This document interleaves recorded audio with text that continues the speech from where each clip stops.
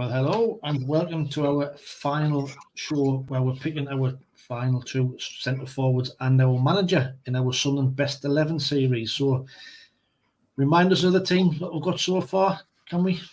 Yes, Tommy Saracen, I want to say John Kay, Gary Bennett, John Mensah, Mickey Gray, Kevin Ball, Don Hutchison, Steve Malbronk and Julio Arca. What a side. That's Champions League winning material, that.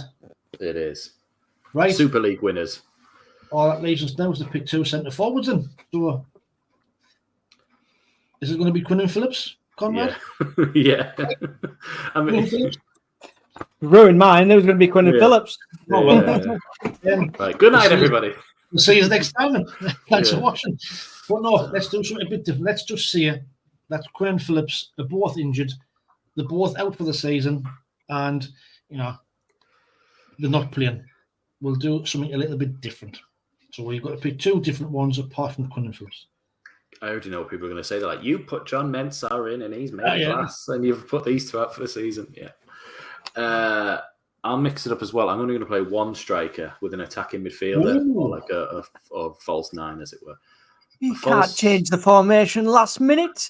I'm more thinking Kevin Ball wouldn't like this because he's a 4-4-2 man. But the rest of our midfield, I think, is very flexible and would play this sort of thing. So Don Hutchison bursting forward, I think, would work perfectly well with Stefan Sessegnon on the edge of the box as well. Unbelievable player he was for us. Absolute. I think he's probably technically the best player I've ever seen play for Sunderland in terms of his own ability. And he was only 4'2" or something. It was ridiculous. Maybe not Milton Nunes levels, but not far off it as well. He actually had, and he had the actual like aggression to be a Sunderland player. He was an angry man. He just fit in perfectly with. I remember at he got sent off against Newcastle just because Tiote said something to him. He just hit him one, and you're like, bloody hell, all right then. I thought you were meant to be nice. I think Stefan Sessegnon for me is sort of not quite a striker, but like a shadow striker, we'll call it. A shadow striker, right? Good start, Mike. Right, so it's going to be complete. Everyone's going to roll their eyes, no doubt. Asamoah Gyan is my first choice. Not the best stats, like goal scoring wise for us. 10 goals, I believe, but just I think 11. I think so. You're not far. Is it 11? I think so. Politics. I think I won't go into it, but I think politics ended up with him leaving the club. But I thought he had the most potential of a striker I'd ever seen. Absolutely loved him as a character on the pitch, as a player. Just got himself in the right position, right time, everything. I completely rated him. I thought he was brilliant, and I was gutted when he didn't get to play after that. And he got Bolo's end the dance, no? Yeah. Yes. Him and Zenden dancing's burnt into my memory. Well, I wouldn't call Zenden's dancing like, but he had a go. Yeah. Well, it's all anyone talks about now when you say you beat Chelsea. But did you see Bolo Zenden dancing? Well, there's two good. My first one is going to be off a while ago from 1987-1991. 157 games, 74 goals. Marco Gabbiadini. At the time, G-Force with Gates and Gabbiadini, I thought he was goal scoring wise and pace and power. He just when he got the ball, he would just run at the goal and take a shot, and 9 out of 10 it would come in. Great to watch, exciting, like to see a strong, powerful in him. That at the time with Eric Gates, people would say Eric Gates made him, but he went on to have a great career at likes of Derby and other places, and he still, scored goals wherever he went. So Marco was better than his brother Ricardo, I have to say. Ricardo was absolute dog shit, but Marco for me will be my first choice as my first striker. Are we picking one now, or are we waiting to see the others before we decide? We'll do them all. We'll do them all, then pick two. Okay. So my second one, I haven't really thought much about this on here, but just because of where would we have even been without him? And I know, again, I'm going to get eye rolls here because of how it ended, but Darren Bent, absolute class for us. It's a crime that he didn't go to the World Cup or the Euros or whichever one it was. when in 2010, I think it must have been, so it would have been a World Cup, for 25 goals in a season for Sunderland, who finished 14th or 13th. Even the next season, I think he was on 10 or 12 by January, and he wasn't even playing that well because we had Jan as well, and we had Welbeck who were playing. He just knew where the net was every single time. It was one of those that he might not be having a great game, but if it fell to him in the bottom, imagine how many goals he would have in this team now for Sunderland. He's just always in the right place to smash the ball into the net. He might not be having a great game. Sometimes he did run the channels and he did sort of dig us out and do really well. He was great in the air, both feet. He knew how to take a penalty as well. I just thought he really gave us a sort of, like, we were just an avoid relegation team when he came in, and he gave us that sort of push further on. And shame the way it ended, but there was some sort of things with money and might have been issues with Steve Bruce. I remember raging in Yates's pub during that World Cup, saying second highest goal scorer, and he takes Emil Heskey. He takes Emil Heskey, not Bent. Emil Heskey, who then injured Rio Ferdinand on his first training session when they got there. It's just like, what are you doing, man? Didn't deserve to take anything on from that. No. Darren Bent for me. And I think Sessegnon in behind him with all those little intricate passes, those little sort of sly little cute balls he would have done for Darren Bent in a little bit of space. That's just goals personified. Good. So Sessegnon, Jean, Gabbiani, Bent. Well, my second one, again, was when we got him at the time.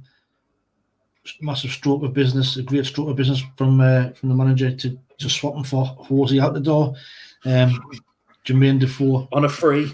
2015 to 2017, 87 games, 34 goals. We'll not mention the second spell, but the first spell, absolutely tremendous.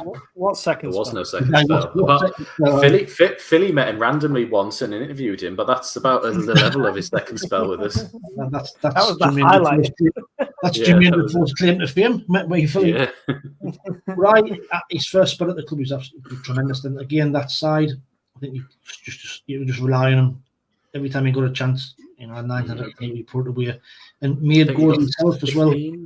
15 goals in his second season for us. He had 6 months, didn't he? But like, it doesn't sound a lot, but 15 goals in an avoid relegation team, he was winning his games. And the goal against the Mags as well. The volley from outside the box was just amazing. Jermaine Defoe would be my second choice. Right. Well, my second one, I will concede to both of yours. So you two can fight out for who gets the striker, because both of yours are better than mine, but I still love the guy. And it's Fabio Borini. Absolutely loved him, again, as a player, as a presence on the pitch. In difficult seasons that we had, in difficult times in the Premier League, just, we all remember celebrations, biting his hand, running across. Absolute impact, superb. And I thought it looked, even though his goal scoring wasn't massive numbers, that was testament to the team we had at the time, but he just looked dangerous. If he got the ball in front of the net, he looked dangerous. I absolutely loved him as a player. Borini's second spell? I'm just throwing it out there. What second spell? His loan, absolutely.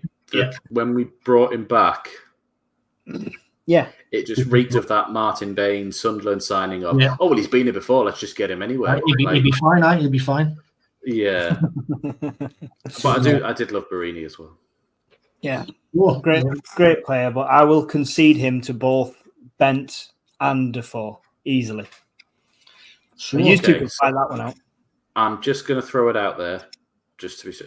Jermaine Defoe got 34 goals for Sunderland in all competitions in about 80-odd games.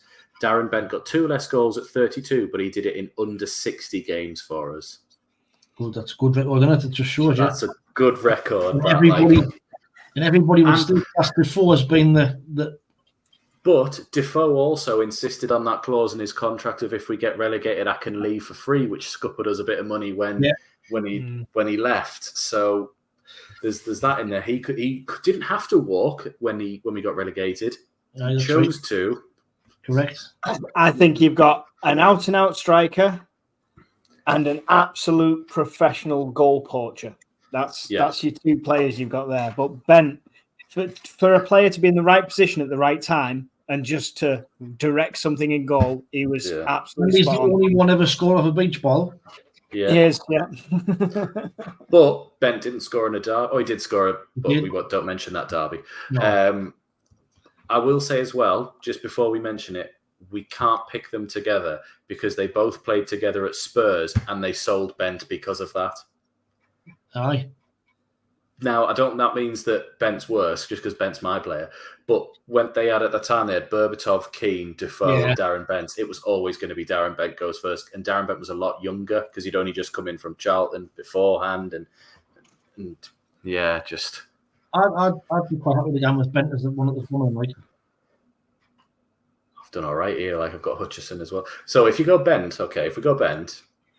There's Darren Bent. I still maintain that... So we've got all the team now, apart from one other player. So if I was having Darren Bent up front, you've got Archer on one side for crosses. You've got Malbronk, who did get assists for him and was really cute and clever with him. You've got Sessegnon. They didn't play together because Bent had gone by the time Sessegnon came in. But the way Sessegnon played, we know would have worked well with Darren Bent and the way he was. Don Hutchison. He's quite short, Bent, though, isn't he? We needed some height in that box. No, Bent was all right. Bent was quite a tall guy, wasn't he? I mean, I'm 6'4", so that's he's 5'11", so he's a bit shorter than me. I mean, Sessegnon was 4 foot. If you have Jean, Asamoah Jean in there, you've got that height. You've got, similar to another striking combination. Sorry, Jean is not taller than Bent. I'm Googling this right now. He's not. Well, he might be. He's quite tall, was Jean. Right, I'll shut up. Okay, he was 6'1". He was 2 inches taller than him. But Darren Bent had a better vertical leap. Darren Bent could hang better in the air. Right, so who's your partnership? Who would work well with Bent? I don't think Bent and Jan ever played together that well. And they did play together for about 6 months. Okay. So I always think we always shoehorned Bent out to the wing to allow Jean to play centrally is what we did when they were playing together. So who's left? Barini, Jean, Gabbiadini, Sessegnon. But I'm going to throw it out Gabbiadini over Sessegnon, I'm afraid. But I'm going to... Who was the other one? Barini already was sulking because he wasn't first choice ahead of Defoe and he wasn't playing striker. So if you're playing Bent, you're not going to go, oh, Fabio, you're the number one through the middle. I'd out of them to complement Bent, I would pick Sessegnon. I would pick Sessegnon. Have I done it? Mike's not a brilliant. I don't know. Like, I'll be honest though, I've never seen Gabbiadini.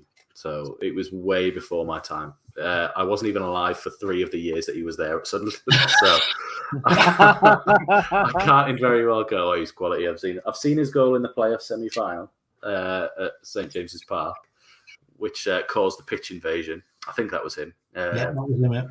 But yeah, it's... but I wouldn't have Barini over him either, of Gabbiadini. So no. I just think with the team that we have, I think Sessegnon and Bent I'd have loved to have seen it. I'd have loved to have seen it. Mike, are you conceding or not? No, he's not. I've conceded both mine. Mine have been shot. Yours are shit. You should have stuck with Quinn Phillips. I did actually at one point debate saying Stephen Fletcher, but then if we're talking about attitude, I would have lost straight away. Well, another one I was going to chuck in was Jibril Cisse because I thought he was tremendous and all. Class Cisse. He was the classic. Oh, sorry. I can't change now, but underrated performer with Darren Bent was Kenwyne Jones. Kenwyne Jones, another one, Apart from the fact that he stopped jumping for headers a year and a half into his deal for us, Kenwyne Jones was an unbelievable second striker to Darren Bent. And he could just took all the heat off the defenders and just let Bent do what he needed to. Right. So if we're picking Bent, that means we have Sessegnon, Gabbiadini.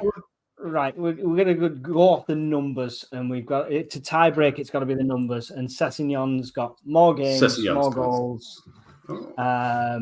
So I thought he was going to have less because he's like a midfielder, but no, 18 goals. Gabbiadini had 16. Is that it? 38 Yeah, how long was he there? Did you say 4 years? Gabbiadini had 74 goals in 157 games. Gabbiadini. I was about to say, God, if you're claiming him to be the best striker ever, and he had 16 goals in 4 years. Oh, the stats on the transfer market must be wrong then. Is that just one season? Try Wikipedia. No. Stats by club. Wikipedia I don't trust because any man and his dog can edit it. I've just edited it to say He definitely 0 scored goals. more than that. Sunderland, he had 74 goals. And it has season by season, and we have 21, 18, 21, 9, 5. Yeah. That's weird. That's what then. Yeah, let's go Gabbiadini then, because, like you said, he picked up the ball from deep and would run at the goal and cause chaos in defences, whereas Bent would pull away for a bit of space and find a half a yard and slot it in. There's two strikers that are different to each other in that aspect. I know I was getting away with Sessegnon as well, murderer up there, but I think Sessegnon's first sub for when you need one of the strikers needs a rest. Come on. Yeah. We're team then. So, who are you picking as manager of that team? Because what's the team again? So we've got. Write this down. So we've got Sorensen in goal, John Kay, Michael Gray, Gary Bennett, John Mensah as centre halves, Kevin Ball, Don Hutchison, Malbronk, and Arter as the wingers, and we've got Marco Gabbiadini and Darren Bent as the centre forwards. Asterisk because we're not allowed to pick Quinn Phillips if anyone's joining in late. It would have been Quinn Phillips, obviously, but yeah. And then, so obviously Bawley's captain. Yeah.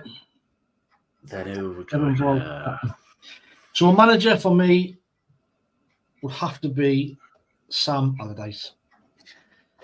Purely because he came in at the time, he did that amazing, it was a 2015, 2016, save us from relegation when it looked as though we were going to be, dead and buried.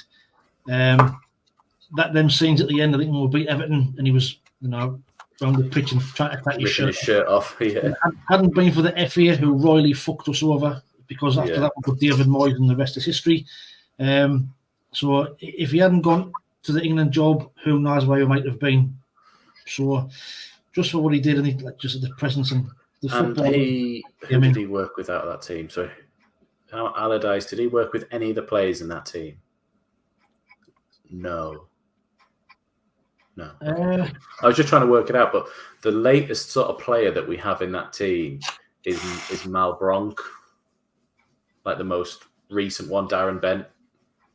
That's like 2011, 2012, isn't it? So that's the most recent ones we have in it. So I'm going to go for a manager who at least had the players or had some of them at that time, and I'm going to pick Peter Reid. Now, that's a pretty obvious one, but Peter Reid managed Tommy Sorensen, he managed Mickey Gray, Julio Arca, Kevin Ball, Don Hutchison. And I think, is that it? Yes, that's it out of them. But they were, two of them, or three of them at least, were like a good spine of his team of Gray and Sorensen and Kevin Ball. He would have kept on with Don Hutchison had Don Hutchison not left the way he did, and he was another player for him. So I think Peter Reid, because those four players were at our height in 2000, 2001 for us, and I think Peter Reid at the helm at that point would have seen us through. Nice one. Mike? Well, Peter Reid was my first choice, but for the sake of a three-way argument, I'm going to go different, and I'm going to throw one out there as Gus Poyet. Gus Poyet. Obviously, difficult seasons through the Premier League, but he got some good results for us. His win percentage and his points per match were actually better than Sam Allardyce. Well, actually, and I know it might not seem like that on paper, but the stats-wise, he is. That season he saved relegation, that was probably a bigger achievement than Big Sam's because we were absolutely buried that season. Yeah, we were gone, and then a point off Man City where they equalised in the last minute. We beat champions Chelsea, at their place. We beat Cardiff at our place. We beat Man United at their place. Beat West Brom at our place. And then we just sacked it off against Fulham because it didn't matter. Not Fulham, Swansea, because it just didn't matter. That was an unbelievable great escape. I don't ever understand when I see on Sky Sports when they talk about Leicester's great escape the year before they won the league. I'm like, it started like 4 games before ours did. We left it right until the end, and we still gave ourselves a game spare. Like, it's just because it wasn't on the last day. They're like, oh, it's not the same. And he won us 3 derbies. Yeah, 100% the derbies. And we got to the cup final now, didn't we? We got to the... Yeah. Oh, that's good. That's really good.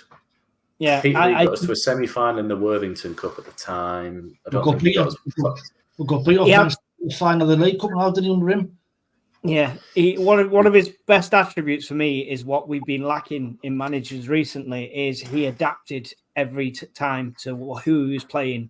We'd go out attacking, we'd go out park the bus, we'd go out, with 5 at the back, 4 at the back. He was always changing things to suit who we were playing. By the end, though, with Poyet, he was just obsessed with his 4-5-1 and wouldn't move. Yeah, he was stubborn by the end. Also, a negative point, and it's one that I always think of with really real bitterness, and I don't know why, because I shouldn't. It was the week after the cup final. We played Hull in the FA Cup quarter-final at their place, and he just sacked the game off. And we lost 3-0. And we were all like, we're going to go to Wembley twice. And we've beaten the Mags twice. This is unbelievable. And he just fucked the game off completely.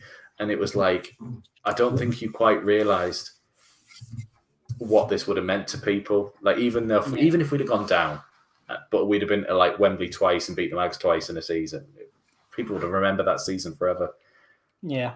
But I agree with your other points on him. But then again, I can say the thing about Peter Reid that by the end, he was basically lost without Phillips and Quinn. When he'd lost his spine of his central midfielders and his 2 centre-backs that he relied on and his 2 strikers, he didn't know what else to do.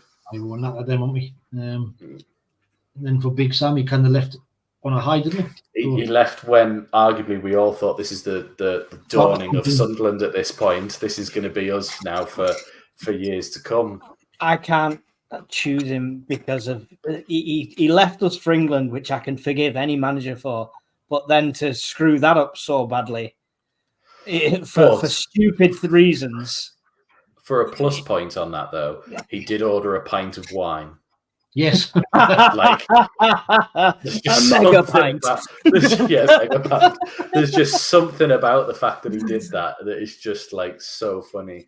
And the fight with Cameron Jerome at Norwich when Jerome nudged someone in the advertising board, and I don't know. This is a tricky. I didn't think this would be tricky. I thought it was going to be giving it. I can't forgive Big Sam for blowing us off. I almost want to say Big Sam now just to annoy you. There's me willing to concede to Peter Reid, definitely.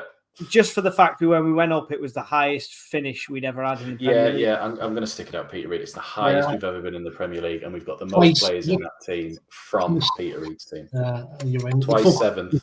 The football under Peter Reid now was tremendous. If you had bear in mind his budget as well, what he did with one. If you had at the time, if they backed him, I think at the time we were 2nd or 3rd in the league at Christmas time, or second season we were. If they backed him, we were 2nd. I think we were. I'm sure at one point we were 1st between Christmas and New Year for a day or so at one point. And I remember thinking, "This is the best." I've picked Sunderland, and they're the best team ever. And it was obviously the reality is that they arguably weren't, but they should have been. So Peter Reid, Golden Boot winner as well. Yeah, yes. Peter Reid. Peter Reid. Sam Allardyce is a number 2. Assistant manager. Can I ask? You picked Peter Reid, and we've said this before on Extra Time. Have you watched Premier Passions yet? Yes. No, not yet. You need to watch it. You need to watch it. I have seen it is on YouTube, so I know it's there. If there's a manager you want in the dressing room at half time when you're losing, it is that man. I think Alex Ferguson would hide. I do like. I don't know if you've ever seen the Neil Warnock ones where he tells his injured players to go in the showers because they make him sick to look at them. I'm just like, that's beautiful. Get in the shower, son. You make me sick looking at you. Man management of the day. Yeah. So there you are. There's our team. What a cracking side that is. Tommy Sorensen in goal, John Keir right back, Mickey Gray left back, Gary Bennett, John Mensah centre halves, Kevin Ball captain with Don Hutchison in the midfield, Steve Malbronk, Julio Walker, Marco Gabbiadini and Darren Bent up front with Peter Reid as manager. And just imagine how good this team's going to be when Quinn and Phillips are back the next season. Right, when they come back from injury, I'm going to build this team on Football Manager. I'm going to have to invent. I'm going to have to write players, but I'm going to build this team and simulate a game. Go find them back on like older ones or something in their prime with the stats and just make them in this one. Them up, Great stuff then. So there's our best 11 of that we've ever seen. Been a lot of fun doing that. Like I said, next we'll do 5-a-side tick. No, sorry. Don't forget to get yours in the comments below. Like we always say, we want to see what you come up with. You know, there'll be some great ones from years gone by that we've never even thought of. Probably there's probably loads of players that we still never thought of. You know, people like Lillian Loslond and all them. I was literally thinking of him as well. I was like, he's going to say Lillian Loslond. Is Gary Rowell on the bench? Gary Rowell, another one. Will Creek, no. But right, that's all we've got time for, I'm afraid. Do you want to sign off for the final time? As Jacob always says, keep the faith. Mike? Yeah, well, I hope we see a team as good as we've created in our lifetime again. So let's hope for the future. And I would have loved to have seen this team. This would have been unbelievable. It would have been amazing. Fingers crossed. Right.